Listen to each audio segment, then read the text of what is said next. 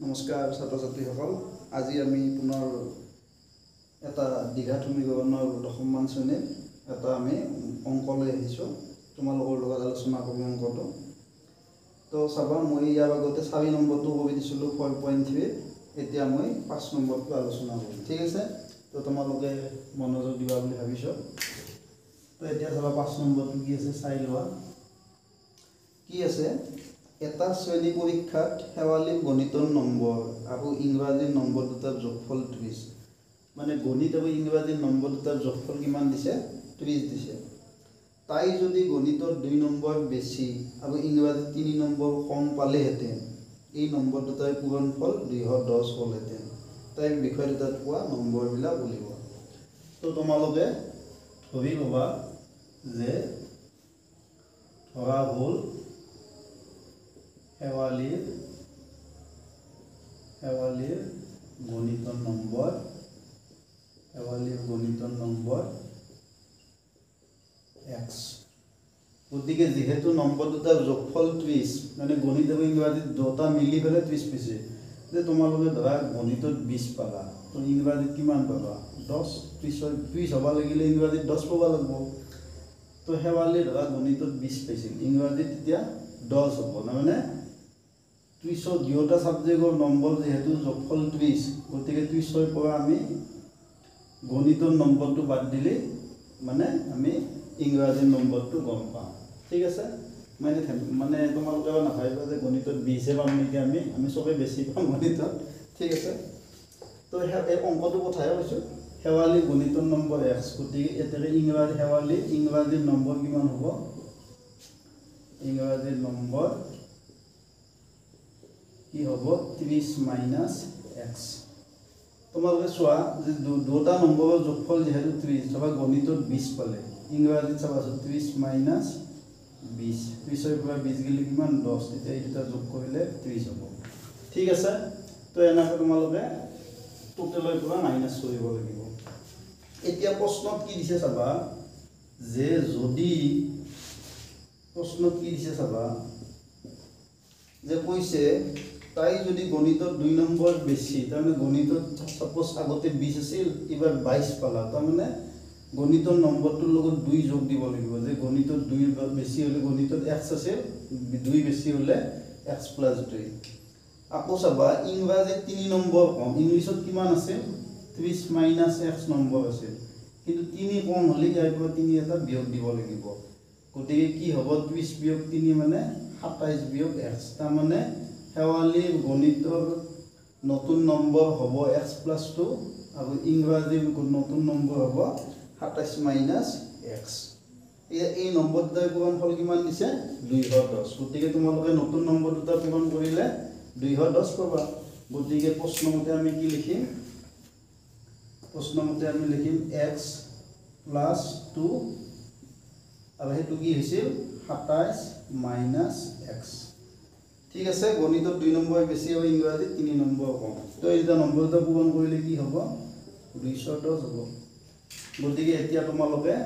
এখিনি সৰল কৰা x * 27 কি হ'ব 27x x - x পূৰণ x কৰিলে x কি হ'ব প্লাস চিন আৰু মাইনাস চিন প্লাসে মাইনাসে মাইনাস হ'ব পূৰণ কৰিলে আৰু x * x স্কয়াৰ হ'ব ঠিক আছে তো এতিয়া চাবা এটো চাবা এবাৰ 2 দিয়ে তো পূৰণ 2 * 27 কি হ'ব 27 2 গুণ 54 আৰু এটো 2 * এটো পূৰণ কৰিলে প্লাসে মাইনাসে পূৰণ কৰিলে মাইনাস 2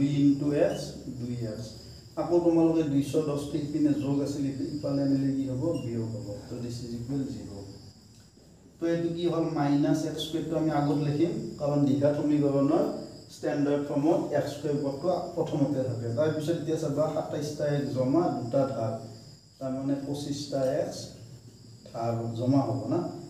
আৰু এটো 54 জমা 210 ধাৰ গতিকে টোটাল কিমান হ'ব মাইনাস হ'ব কিন্তু ডাঙৰ বাকিটো মাইনাস আছে না তো এটো 10 ৰ 4 গেলে 6 10 ৰ 5 গেলে 5 আৰু ইপিনে কিমান হ'ব 1 হ'ব না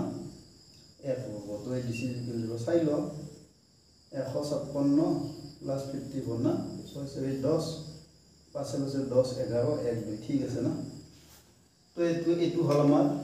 এতিয়া চাবা তো এইটো তোমালোকে এটা কাম কৰিবা আমাৰ প্ৰথম মই আগতে কৈছো যে দীঘা আমি প্ৰথম পদটো মাইনাস হলে আমি মানে সৰল কৰিব পাৰিম কিন্তু আমাৰ অলপ জটিল হয় গতিকে আমি মাইনাসটো নোহোৱা কৰি লম মানে -1 এদি গোটেইকেইটা পদকে পূৰণ দিম তো মাইনাসে মাইনাসে কি হ'ব পূৰণ কৰিলে প্লাস মাইনাস প্লাস পূৰণ কৰিলে কি হ'ব মাইনাস মাইনাস মাইনাস পূৰণ কৰিলে হ'ব প্লাস আৰু ইফালে শূন্য থাকিব গতিকে এইটো আমাৰ দীঘা সমীকৰণ হ'ল গতিকে তোমালোকে এইটো যিকোনো এটা পদ্ধতিৰ দ্বাৰা সমাধান কৰিলে হ'ব বুজি পাইছা ন তো এতিয়া মই এইটো উৎপাদকীকৰণ পদ্ধতিৰে সমাধান কৰিম তো উৎপাদকীকৰণ পদ্ধতিৰে সমাধান কৰিলে কি আছিল আমি a আৰু c টো পূৰণ কৰিব লাগে a মানে ইয়াতে 1 আছে c মানে 156 তো এইটো আমি 156 এ পাম তো আমি উৎপাদক বিশ্লেষণ কৰিম চাবা তো এইটো চাই লোৱা 156 এইটো 2 দি যাব 2 7 গুণ 14 2 8 গুণ 16 এটো যাব 2 দি যাব 2 4 গুণ 2 3 গুণ 6 2 9 গুণ 18 না ঠিক আছে না আৰু এটো 3 গুণ 3 3 3 গুণ 9 তো এতিয়া আমাৰ যোগ চিন আছে তো উৎপাদক দুটা যোগ কৰিলে 25 হ'ব লাগিব তো আমি এই তিনটা লগ পূৰণ কৰিলো 2 2 গুণ 4 4 3 গুণ 12 আৰু এটা হ'ল 13 তো 12 13 গুণ 156 আৰু এটা যোগ কৰাছো এই চিৰ আগত যোগ চিন আছে গতিকে উৎপাদক দুটা যোগ কৰিম 3 2 5 1 25 তাৰমানে যোগ কৰাতে কি হ'ল 25 হ'ল তো আমি 25 টো ৰিপ্লেস কৰিম কাট দ্বাৰা 12 প্লাস 13 দ্বাৰা ঠিক আছে তো এতিয়া আমি বহুৱাই দিম নহলে তোমালোকে দীঘাত উঠাইলেও কৰিব পাৰা একো কথা নাই তো এইটো x স্কয়াৰ মাইনাস 25 মানে 12 প্লাস 13 x প্লাস 156 ইকুৱেল 0 তো এতিয়া ব্ৰেকেটটো আমি খুলি দিম x square 12 into x 12x আগত কি আছে minus 13 into x 13x plus আছে ইয়াতে মাইনাস আৰু প্লাস পূৰণ কৰিলে মাইনাস প্লাস 156 ইকুৱেল 0 ঠিক আছে তো এতিয়া তোমালোকে প্ৰথম দুটাৰ পৰা কমন লোৱা আগত তৃতীয় আৰু চতুৰ্থৰ পৰা কমন লোৱা মই আগতে কৈছিলো কমন ললি একে একে পদ পাম আমি তো ইয়াতে x দুটা পূৰণ হৈছে ইয়াতে এটা আছে তো x টো কমন আহিব x - 12 ইয়াৰ পৰা এই দুটাৰ পৰা কমন ললো কিন্তু x - 12 পে হ'ব ঠিক আছে কিন্তু তোমালোকে চোৱা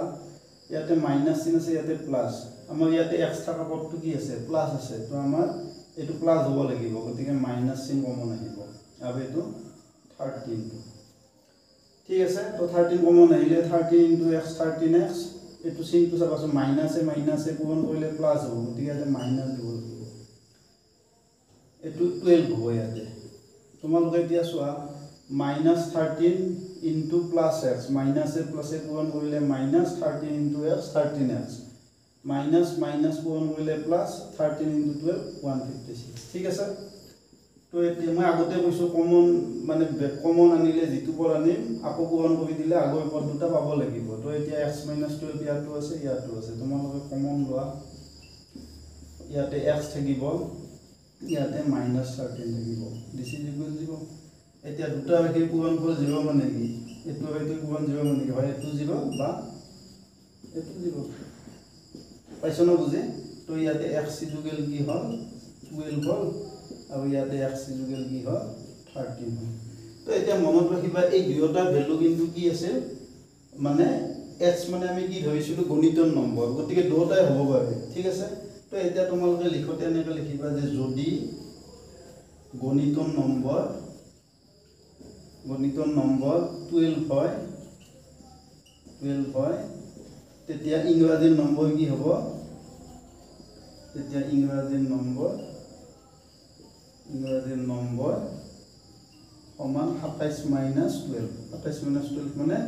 7 2 গেলে 5 2 1 গেলে কি কয় 27 - 12 না 30 আছিল না দুয়োটাৰে হেতু কি আছিল 30 নাছিল তো এতিয়া আমাৰ 30 - 12 হ'ব 30 না 27 দিছিল 30 আছিল না তো এটো 30 হ'ব তো এটো 10 2 গেলে 8 2 1 গেলে 18 হ'ব ঠিক আছে তো গণিতৰ নম্বৰ 12 হলে ইংৰাজীৰ নম্বৰ হ'ব 18 আকৌ গণিতৰ নম্বৰ 13 হলে x এ দুটা ভ্যালু ল'ব পাৰে তেতিয়া ইংৰাজী নম্বৰ হ'ব 13 minus 30 minus 13 তো এটো 10 3 গেলে 7 এটো 2 এক গেলে 17 বুজি পাইছো না তো এটো আমাৰ এইটো অংক ইয়াতে হে গতিকে তোমালোকে আশা কৰিছো তোমালোকে বুজি পাইছা তো আজি মই পুনৰ আকৌ দুটা শৰ্ট প্ৰশ্ন আলোচনা কৰিম তো এটো ঠিক আছে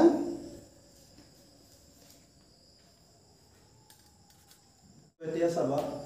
আজি আমাৰ শৰ্ট প্ৰশ্ন দুটা এইটা যে তোমালোকে চাই লোৱা যে y equal 1 ay square plus ay plus 3 equal 0 আৰু y square plus y plus b equal 0 সাধাৰণ মূল এতিয়া a b ৰ মান হ'ব তো এতিয়া মনোযোগ দিবা যে y টো কি দিছে সাধাৰণ মূল মানে কমন ৰুট এটোৰ মূল এটোৰ মূল মানে y ইকুৱেল 1 টো এই সমীকৰণটোৰ মূল y ইকুৱেল 1 টো এই সমীকৰণটোৰ মূল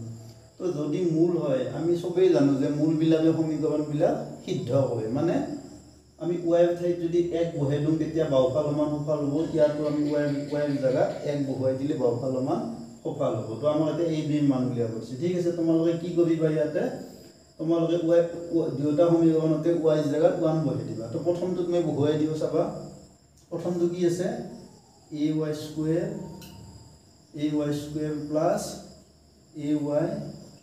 plus 3 is equal 0 तो ইয়াতে তোমালোকে y এর ঠাইত 1 বহাই দিলে কি পাবা a 1 square plus a into 1 plus 3 is equal 0 তা 1 দুটা পূৰণ কৰিলে 1 এ হয় 1 ৰ লগত a পূৰণ কৰিলে a হ'ব তাৰ মানে a into 1 a হ'ব plus 3 equal 0 তাৰ মানে twice a plus 3 equal 0 মানে twice a is equal -3 গতিকে a ইকুৱেল কি হ'ব দুইটো ইপিনে নিলে ডিভাইড হ'ব -3/2 এর মান কি পালা -3/2 হানাকে এতিয়া চাবা b এই সমীকৰণটো আমি এই y টু 1 টু যেহেতু ইয়াৰো এই সমীকৰণটোৰ মূল গতিকে ইয়াতো তোমালোকে y এর জায়গাত 1 বহাই দিয়া তো ইয়াতে y এর জায়গাত 1 বহাই দিলে কি হ'ব 1 square plus 1 plus b equal 0 তো এটো এক দুটা পূৰণ কৰিলে একে হয় একে একে কিমান হ'ব 2 2 যোগ b ইকুৱেল 0 তাৰ মানে b ইকুৱেল কি হ'ব -2 ঠিক আছে তো এতিয়া আমাক কি উলিয়াব দিছে এতিয়া আমাক উলিয়াব দিছে a b ৰ মান উলিয়াব দিছে a b মানে a আৰু b টো মাল্টিপল কৰিব লাগিব গতিকে a পূৰণ b a মানে পালা -3/2 ঠিক আছে a মানে আমি -3/2 পালো আৰু b মানে পালো -2 তো এতিয়া এইটো কাট যাব ঠিক আছে 2 1 গুণ 2 তো এটো মাইনাসে মাইনাসে পূৰণ কৰিলে কি হ'ব প্লাস হ'ব 3 1 গুণ 3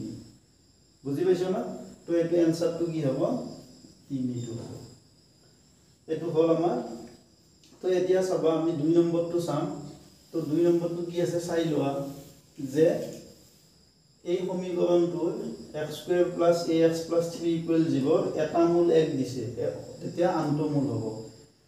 এটা মূল 1 হলে আনটো মূল কি হ'ব তোমাকে ইয়াত 3 -3c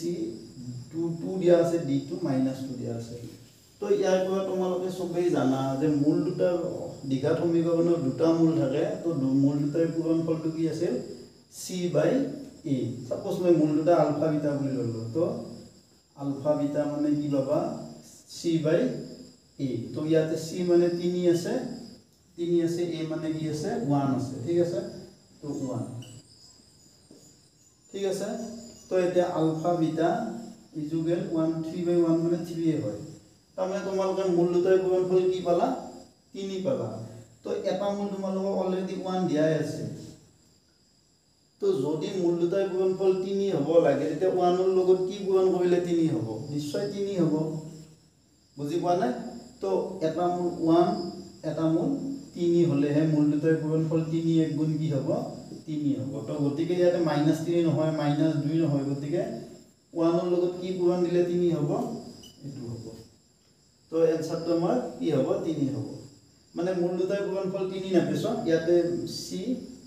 a মানে 1 c মানে 3 তো c/a মানে 3/1 তাৰ মানে 3/1 মানে কি 3 তাৰ মানে তোমালোকে মূল দুটাৰ পূৰণফল 3 পালা তো মূল দুটাৰ এটা মূল কি দিছে 1 দিছে তো আনটো মূল কি হ'ব মানে আমি ভাবিব লাগিব যে 1 ৰ লগত কি পূৰণ কৰিলে 3 টো পাম 3 নিশ্চয় গতিকে এনসাৰটো 3 হ'ব ঠিক আছে তো এনাকে আমি পিছৰ চেপ্টাৰ বিলাকতো এনাকে সৰু প্ৰশ্নবিলাক আলোচনা কৰিম তো এতিয়া আজি মই দ্বিঘাত সমীকৰণৰ এইখিনি বস্তু আলোচনা কৰিলো নিশ্চয় তোমালোকৰ সুফল পাইছা গতিকে আজি ভিডিওটো ইয়াতে সমাপ্ত কৰিলো তোমালোকে ভিডিওবিলাক তোমালোকে যদি ভিডিওবিলাক ভাল পাইছা চাই পেলাই লাইক কৰিবা শ্বেয়াৰ কৰিবা আৰু মোৰ চেনেলটো সাবস্ক্ৰাইব কৰিবা ধন্যবাদ